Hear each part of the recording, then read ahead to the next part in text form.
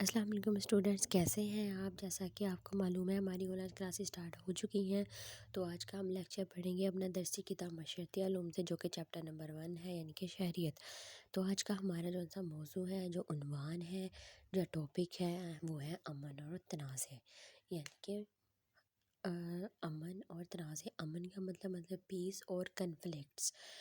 ہم پڑھتے ہیں معاشرہ بہت سارے لوگوں کا مجموعہ ہے اور بہت لوگ مختلف رویوں کے حامل ہیں۔ ان کی مذہبی سیاسی وابستگیاں، ان کی سوچ کا رہن سہن ایک دوسرے سے مختلف ہو سکتا ہے، اور یہ بھی ضروری نہیں کہ وہ ایک دوسرے کی بات سے اتفاق کریں۔ ایسی صورت میں اختلافات پیدا ہو جاتے ہیں جو بعد میں تنازعات کی صورت اختیار کر لیتے ہیں۔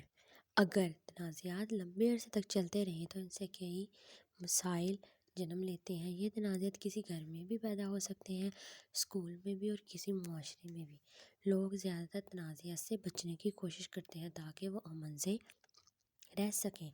معاشرے میں رہتے ہوئے ہمارا فرض ہے کہ ہم آپس کے تنازعات ختم کر کے امن و امان سے رہیں، خواہ وہ تنازعات گھریلو سطح پر ہو یا اسکول کی سطح پر۔ یعنی کہ ہم اس میں اب دیکھیں گے کہ جس جگہ پہ یا جس معاشرے میں ہم رہتے ہیں وہاں ہم اکیلے نہیں ہوتے، ہمارے ساتھ بہت سارے لوگ رہتے ہیں جن کا رویے، جن کا رہن سہن، مذہب سب ہم سے الگ ہے، اور وہ ضروری نہیں کہ وہ ایک دوسرے کی بات سے اتفاق کریں۔ یعنی کہ اگر ہمارا رہن سہن ڈیفرنٹ ہے، وہ کسی اور علاقے سے تعلق رکھتے ہیں، ہم کسی اور علاقے سے، تو ڈیفینیٹلی ہماری کچھ باتوں پر وہ اتفاق نہیں کریں گے اور ان کی کچھ باتوں پر ہم اتفاق نہیں کریں گے۔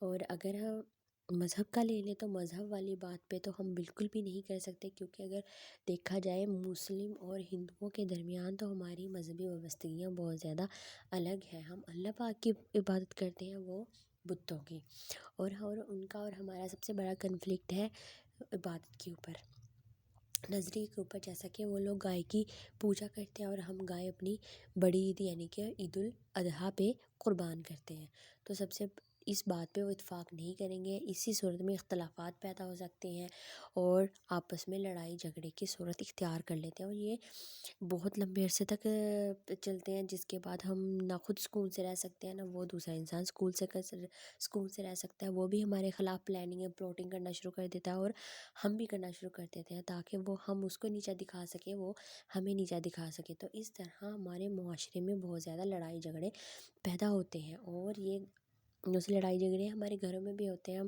بہن بھائیوں کی آپس میں لڑائی ہو جاتی ہے، اور ہمارے اسکول میں اپنے دوستوں کے ساتھ۔ تو اب اس کے نیچے دیکھیں تنازعات کا حل، یعنی کہ لڑائی جھگڑوں کا حل کیا ہے کہ ہم حل کے لیے بہتر کے مل بیٹھنا اور بات چیت کرنا اس بات پر، اور دونوں فریقین کو بٹھا کر ساری غلط فہمیاں دور کرنا اور ان کے تنازعات کا حل نکالنا، یعنی کہ ان کے لڑائی جھگڑے کا حل نکالنا، اور آپس میں نرمی سے کے ساتھ پیش آنا۔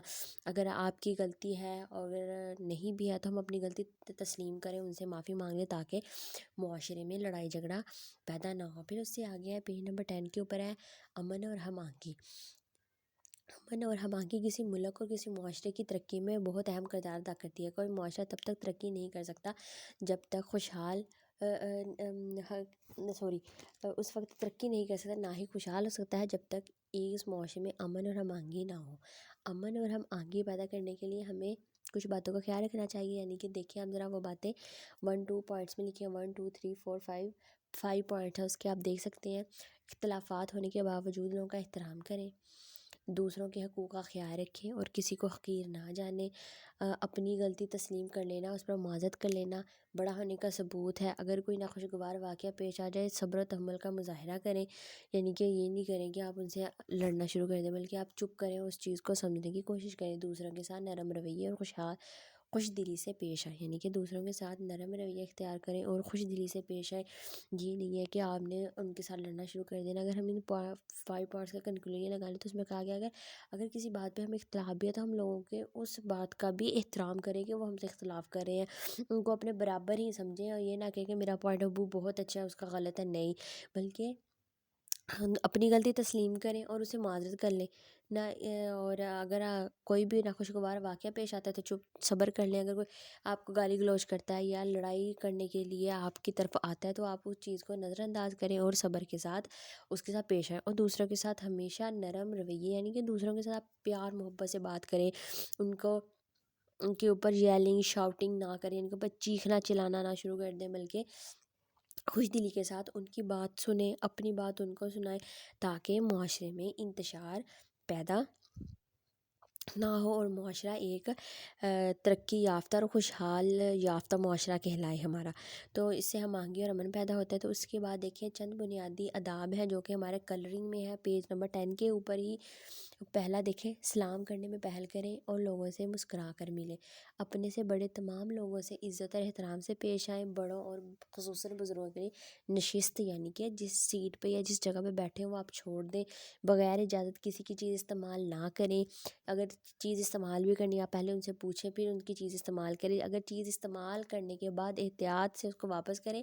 یہ نہیں کہ آپ نے چیز لے لی ہے تو اس کو توڑ نہیں، پھر اس کے بعد آپ اس کا شکریہ بھی ادا کریں کہ آپ نے مجھے اپنی چیز استعمال کرنے دی. پھر اس کے اسکول، تفریح گاہ اور سڑک پر قوانین کی پابندی کریں، یعنی کہ اسکول میں رہتے ہوئے آپ کو ڈسپلن سکھایا جاتا ہے. یونیفارم کلین رکھیں، کلاس میں کلیننگ کا خیال رکھیں، ہوم ورک آپ اپنا ٹائم پہ کریں اور ان چیزوں کا خیال رکھنا. تفریح گاہ پہ یعنی کہ آپ وہاں پہ جا کے تفریح گاہ پہ زو میں یا میوزیم میں یا پارک میں کہیں بھی جا کے آپ الٹی سیدھی حرکتیں نہ کریں، بلکہ وہاں پہ بھی ان کے قوانین کے بنائے گئے اصولوں کی پابندی کریں. سڑک کے کی قوانین کی پابندی کریں.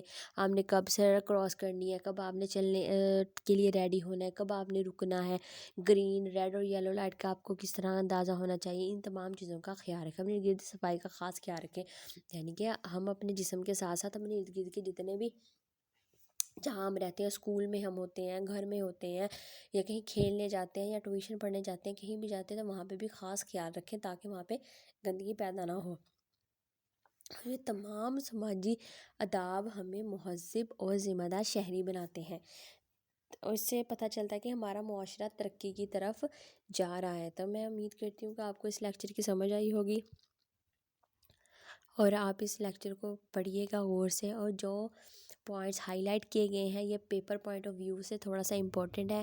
جیسا کہ آپ کو معلوم ہے کہ آپ لوگ ان سین کویسچنز بھی آتے ہیں، تو ان چیزوں کو ہمیں مد نظر رکھتے ہوئے اس پوائنٹ کو آپ نے پڑھنا ہے. Thank you. اللہ حافظ.